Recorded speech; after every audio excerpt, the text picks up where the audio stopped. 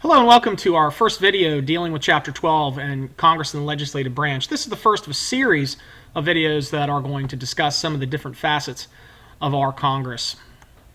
Alright, let's start off with some basics here. Congress is our bicameral legislature, which consists of the House of Representatives and the Senate. Those two houses or bodies come together to form what is called Congress. When we look at Congress, it is made up of 535 voting members. There are 100 senators, 2 senators for each state, and 435 representatives.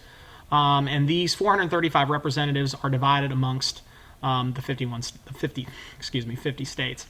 House members, or members of the House of Representatives, are going to serve 2-year terms. There are constitutional requirements for these positions. They must be at least 25 years old. They must be U.S. citizens for at least 7 years. On the Senate side, they're going to serve a 6-year term.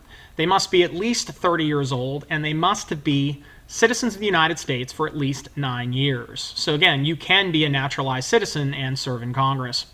All members must reside in the state on the Senate side or in the district from which they are elected on the House side in order to serve. All right, so those are the general requirements of being a congressman or a representative in our system. All right, congressional elections. The entire House of Representatives is re-elected every 2 years. So a 2-year term every 2 years, the entire House of Representatives, 435 members, plus delegates, which are non-voting members, is going to turn over. So you have a brand new Congress a brand new House of Representatives every 2 years. Senate elections are staggered every 2 years with about a third of Congress a third of the Senate up for grabs every 2 years. So as the House turns over every 2 years, the Senate is only going to be up, but 1/3 of the Senate is going to be up at any one time. Okay? The House of Representatives, a great way to look at that is the House is going to represent the people in a state, divided into those congressional districts. They represent much smaller constituencies, and this position has less prestige when compared to the Senate. On the Senate side, they basically are going to represent the interests of the state. They're going to serve a much larger constituency, the state itself, and it's a more prestigious role. Again, there are only 100 senators. All right, Congress is organized, again, I mentioned before, we have a bicameral legislature. They are going to meet in what are called terms, and these terms last a 2-year period. So basically, terms of Congress revolve around the election of a new House of Representatives, and these terms are going to begin on January 3rd of odd-numbered years. Again, currently we are in the midst of the 113th Congress. Right now, we are in the first session. We'll be transitioning into the second session of the 113th term of Congress beginning in January. Again, each term, 2-year term, is divided into a 1-year session. Each House of Congress is going to pick its own leadership and make its own rules. So again, another reason why political parties are seeking an advantage in the number of seats, because the majority party in each body gets to make its own rules and pick its own leadership. All right, getting elected, House of Representatives. We've got to talk about a few issues here. Apportionment, that's the distribution among the states of those 435 available seats. The states get those seats through what's called reapportionment every 10 years. We do the census, we look at population, states can gain or lose seats based on the number of people in each state. That 435 in terms of number of seats has been pretty consistent, so we are dividing that pie every 10 years to see who gets what. Redistricting is going to take place by state legislatures on a basis that's going to coincide with census numbers. If a state is going to gain a seat, they're going to have to redraw district lines to divide up their state. For example, Virginia has 11 congressional districts. We have about 8 million people. So the state has to be divided basically into 11 relatively similar districts representing about the same number of people in each one. All right, the state legislature is responsible for drawing those districts for those House of Representatives members. Gerrymandering, something we're going to be talking about and working with in class, is when state legislatures draw congressional districts to favor one party over another. All right, getting elected on the Senate side. Again, members of the Senate were originally picked by state legislatures all the way up until the ratification of the 17th Amendment. We transitioned into a popular vote. States are going to have 2 senators, and again, this is one of the things that is absolutely guaranteed by the Constitution. It's one of only 2 things that can never be amended. Okay, the Constitution can never be changed to take away that representation of equal representation of each state in the Senate. All right, and again, larger constituency, more of a statewide race. It is a statewide race when we're picking senators.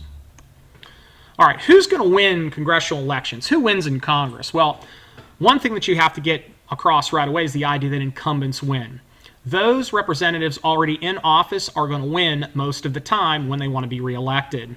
Okay? In congressional elections, incumbents usually win. This is called the incumbency effect.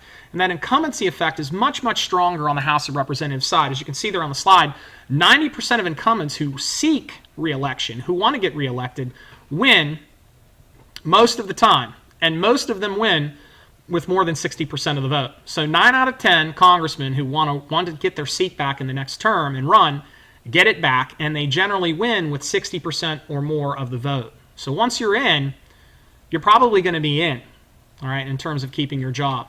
The House of Representatives has a much stronger incumbency effect than the Senate. Again, the Senate is still right around 80% in terms of reelection, but the House is almost 90%. Why do you think the House is probably greater than the Senate? Why would a House member and the incumbency effect be greater in the House than the Senate? Something for you to think about. It'll be on the Google form. Here's a quick chart that shows you the incumbency factor in comparison to the House and the Senate. You could kind of use this to think about why the House might have a stronger incumbency advantage than the Senate. Here are some of the advantages of incumbency, and again, this is going to start to paint the picture for you. Incumbents have name recognition. Voters recognize them. They also have more access to media. They get more media exposure. They're in office. They might be on C-SPAN. In local communities, they might have a name that, again, name recognition. It's recognized. They may go to them to comment on issues that deal with the state or the district. They also have the power of credit claiming. Congressmen can take credit for what they do in their congressional districts or their states, what projects they've brought, what money has been brought into the state because of their actions, their votes, or their activity. All right. When they work for constituents to help solve problems, that's called casework. We'll take a closer look at that. And when they bring money and programs into the state, not necessarily something the state absolutely needs, they will sometimes call that pork in a reference to a fatty or an extraneous project. We'll talk more about that also. Position taking, again, incumbents have voting records. That can be a positive and a negative. All right. Their stands on issues can be something that rally voters to them or push voters against them. All right. Another advantage of incumbency is the fact that once an incumbent is in office, a lot of the time his opposition is very weak. It's tough to get someone without some of those intangibles, the name recognition, the voting record. It's tough for them to gain traction. So a lot of the time these guys are going up against weak opponents. They also can outspend campaigns in terms. They can throw a bunch of money into a campaign. They have connections. PACs are going to be much more willing to give them cash. And a typical incumbent is going to outspend their challenger by more than 3 to 1. All right, and that number there goes back to 2010. It's very similar for 2010 and 2012, and I'm sure it'll be similar again with next year's midterm elections.